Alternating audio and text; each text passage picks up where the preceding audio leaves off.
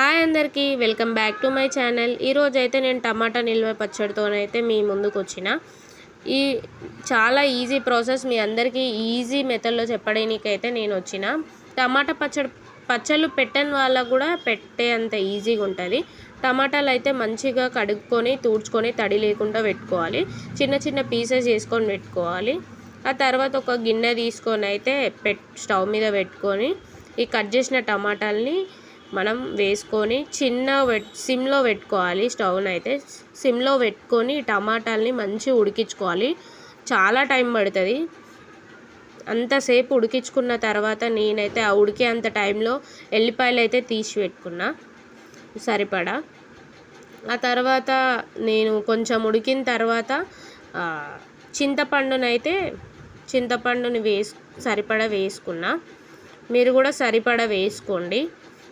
పక్క ట్రై చేసి చూడండి. ఈ పచ్చడి అందరికీ నచ్చుతుంది. మీ ఇంట్లో కూడా అందరు మెచ్చుకుంటారు.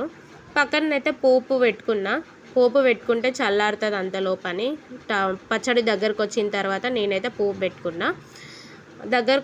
టమాటాలు దగ్గరకు వచ్చిన తర్వాత కొన్ని ఎల్లిపాయలు అయితే పచ్చివే నేను వేసుకొని కలుపుకొని దింపేసిన. పక్కన నేనైతే కారం, ఉప్పు కొలతలతోనైతే పోసుకుంటున్నా. ఎందుకంటే ఎక్కువ తక్కువ అయినా పచ్చడి అనేది ఖరాబ్ అయిపోతుంది, సెట్ అవ్వదు. కారం ఎక్కువైనా తినలేము, తక్కువ అయినా కూడా బాగుండదు.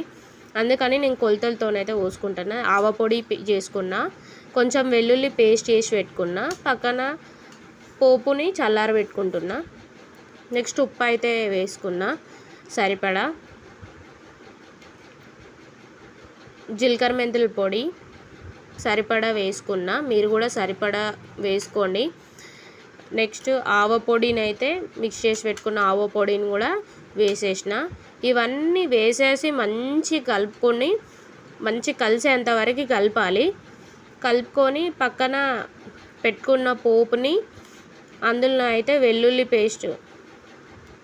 పేస్ట్ని అయితే ఈ పోపులో వేయాలి.